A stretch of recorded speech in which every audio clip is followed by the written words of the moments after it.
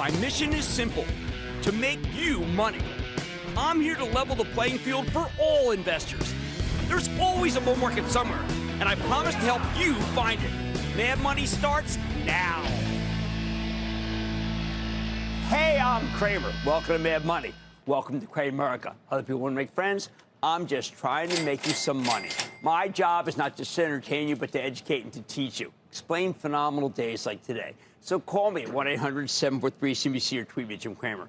All right, what the heck just happened? Was there really that much pent-up cash waiting to be put to work as long as Trump won the election? I am astonished to see such a powerful move higher. Dow surging 1,508 points, S&P skyrocketing 2.53%, and the NASDAQ pole vaulting 2.95%? It was if all the sellers in the world dried up and there were nothing but buyers. Buy. The market likes Donald J. Trump, and it loves a peaceful transition to the next president. We got both, and we had a monster buying celebration. It was a bull jailbreak, and the bears never knew what trampled them. Now, though, at the conclusion of this amazing session, we have to ask, have you missed the Trump rally? Is it a one-day wonder? Very reasonable to ask that. That's how much the market was up. And you know what? It depends on the stock. Some are sure to go higher. Some may have already reached their apotheosis, at least until we get some verification, because while Trump was elected last night, doesn't take office until January. First, let's understand that many people thought we'd have a contested election, which would cause tremendous uncertainty. The fact that we already know the winner is a huge win for the stock market in itself, which makes it a magnet for new money. This election, with its vicious maelstrom of hate and fear, is finally over. And it's over in a peaceful way. Second, the animal spirits unleashed in the stock market today were so powerful that buyers ignored the truly hideous action in the bond market. Normally, when bond yields shoot up like this and rates really bolted higher, the stock market rolls over. Stock buyers today simply didn't care. I've never seen this before. Third, Trump wants to cut taxes, all taxes, including corporate taxes, so numbers go higher. That's right, estimates go higher, earnings per share go higher. You do need to see interest rates stay low for things to really work. Someday, at least, it's going to matter. It's hard to keep doing this and piling on debt. But party on until we really see damage. That's what it felt like to me. Seems to be the mantra. Tax cuts will cause even more voluminous profits than we already have. Finally, we came in hot, but we were also still oversold. And many Trump stocks have been selling off because the narrative for the last few weeks, as you know, was that Harris was gaining momentum. How'd that happen? Well, I'll tell you how it happened. The polls were wrong again. We don't talk about that enough either, do we? That's another reason why we had this tsunami of stock buying. Money had come out because of Harris, came back because of Trump. So, with that prelude, what can still be bought? You know what I want to do? I take them in order of staying power. First, the rally in Tesla. That one has legs. I'm telling you, I can't believe it wasn't up much more. For Trump, politics is personal. He'll reward Elon Musk as much as he can, given the constraints of the law. Tesla does need some things. Musk wants full self-driving approval nationwide. You know what? Trump might push for interstate self-driving. Musk wants any break that unionized auto companies have. He can run the table against anyone in the space. This one goes higher. Two, the banks, especially the investment banks. These stocks had gigantic moves that would normally take weeks or even months to occur, and instead they happen in a handful of hours. The banks have been pushed down for ages because the Democrats have tough, relentless regulators who love to go after the industry. Hey, you may hate the industry. You might want that. You may love it and say, what? Enough. The regulators have crushed their earnings power and their dividend giving and their buyback ability. That, in turn, really obliterated the price-to-earnings multiple of the cheapest stocks in the entire market. Now, though, the banks could be unfettered. They might be able to merge again, reward investors with much higher dividends and buy back even more stock. More important, the investment banks can advise on many more mergers, and there will be many more mergers because the regulators will look the other way, and we will get more IPOs too. It is hard to convey how much antipathy there was between bankers and the Biden administration. They were oil and water. That's it. The banks have now run a lot. You got my blessing though to buy them if their stocks get hit on tomorrow's Fed meeting, which they usually do. For the Charitable Trust, we actually sold some of our shares. These became some of our largest positions because they went up so much. I want you to sign up for the CNBC Investing Club. You will see our reasoning. But overall, the group is still cheap.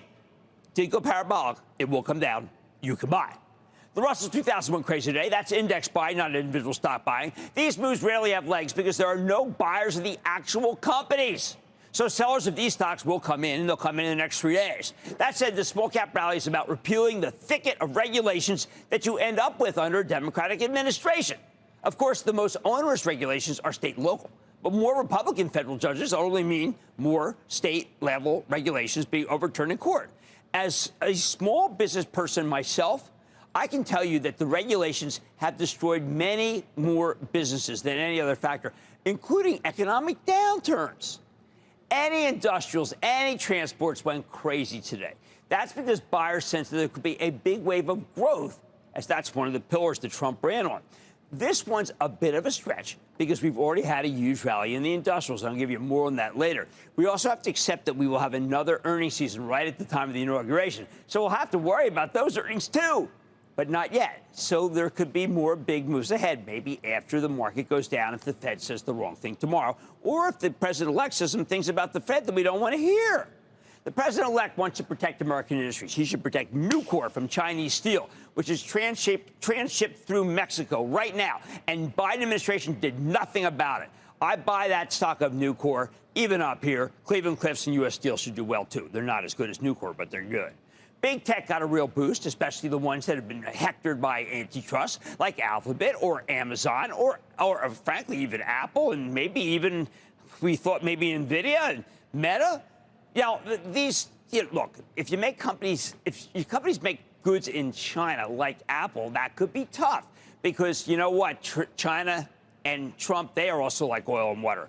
And if you do business there, it's going to hurt you here. However, because this is a more popular time for, it's a popular time for Trump, okay, and a less popular time for China. Of the tech stocks, the strongest for the cybersecurity plays. There's a sense that a Trump presidency will bring more hacks. Probably won't, though. This one will do best Palantir. It's upending the Pentagon procurement process and making it possible for us to play offense when it comes to cybersecurity. President-elect Trump's going to have a lot of fun with Alex Karp, the co-founder and CEO of Palantir. That can go much higher. I don't care about the valuation. I know it's a popular stock. It can go higher. Trump likes winners. He likes success stories. That means he'll like NVIDIA. Remember, Trump's all in with Elon Musk. He knows that Musk respects NVIDIA's Jensen Huang. Good stock to own, not to trade. I'd also buy Meta here. There's all sorts of bogus scuttlebutt about how the president-elect and Mark Zuckerberg don't get along. I think that's the old days, people. I believe things have gotten better between the two, and you should think more about the fundamentals now, which are fabulous. They talk look, there's some common ground between the two. It was silly that the stock wasn't up as much, but people were worried about the two of them being angry at each other. No. Oil and gas went nuts today. You need the commodity to go higher for this one to keep working. These companies might choose to drill more, but they've gotten more disciplined since the last time Trump was president. I do know this. One of the most destructive things that Biden did was call for a pause on pending approvals of liquefied natural gas exports. It crushed a lot of plans. They'll be revived, leading to all sorts of new energy infrastructure, including pipelines. I love the pipeline stocks, and I like the natural gas stocks because of the pending repeal of that federal mandated pause. I like the refiners, think Valero, Phillips 66, and Marathon Pete, because I thought we were going to have a Democratic field day against these three. Nope, not going to happen. No.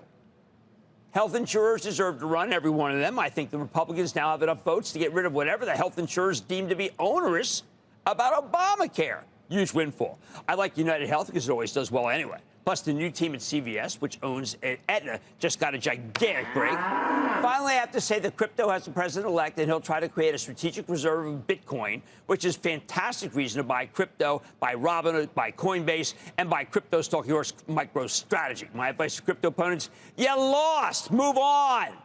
If you ask me how much this rally was a relief at the conviction of, I believe at the possibility of contested election, versus the policy of President-elect Trump, I should say. I'd say that when you have a president who favors higher stock prices, as he told me many, many times, and wants lower interest rates, I'd say it's probably about 75% Trump, 25% relief. But the ironic bottom line is it'll be tough to exceed the Biden regime when it comes to the stock market. Biden was no friend of stocks, but the market went up anyway. Who knows how high they can go with a president-elect who always told me that the Dow Jones Industrial Average was his version of the Nielsen ratings. Let's go to Chuck in North Carolina. Chuck. Booyah, Jim. Booyah, Chuck. Thanks for taking my call again. I do not have a position in this stock, but I would like your opinion on McDonald's MCD. I'm considering adding it to my portfolio. I like McDonald's, but I don't know if you caught last night's show. We had Texas Roadhouse on yesterday, TXRH. And I don't know about you, if you got that. Maybe you can call it up on CNBC.com or something, but it was incredible. And it's making me rethink the restaurant group. I think Texas Roadhouse is a better stock to own than McDonald's. Let's go to Robert in New York, please. Robert. Hey, Jim. How's everything going tonight for you? No, not bad. How are you? Very, very good. It's nice to talk to you again. I love talking to you, but I know you got a lot going on here, so we're going to get right to business tonight. Okay? All right, let's do that. All right, good. Jim, this next company has gone up over 36% in the last 6 months, year to date, almost 50%. It's reached its all-time high today at $996 a share. It's a milestone with the company's robust performance and investor optimism in growth potential. They raised their full year 2024, Jim, subscription revenue forecast at $10.65 billion and $10.66 billion, okay? Their AI technology has landed some huge contracts. Despite the concerns about the partnership with Carosoft, their Fed business is unaffected. Now, Jim, this is very important for your listeners. On May 15th, somebody called in and asked, what should I do? And you know what you said? I don't have it in my travelable check, but I would buy. And it was $760. And what do you think I did? What do you think Rob from New York did? Of course he bought it because Cramer said to buy it. The company is ServiceNow. ServiceNow, baby. All right, I'm going to use right now a new price target, okay? I'm going to say the stock goes to 1,200. It's at 994. It's going to 1,200. It's probably one of the best stocks in this entire market to buy. You have my blessing to keep it until $1,200. Look, it will be tough to beat this market performance that we just had under Biden, but there really is no telling how high it could go under President-elect Trump, given his penchant for higher stock prices and the fact that he roots for them to go higher. And not only that, unlike Biden, he actually knows it exists. On Mad Money tonight, fresh off news of the next White House occupant, I'm diving deeper into what could be the incoming administration's positives about M&A and negatives about antitrust and how your portfolio could be impacted. Then this summer, I gave Cummins the top spot in my new industrials list. After hitting another high today, I'm seeing if the stock still has room to run or if there could be some headwinds on the horizon. Plus, just yesterday, you called in on an under-the-radar name called IES Holdings. I didn't have much to do, so I decided to give it a look-see. So stay with Cramer.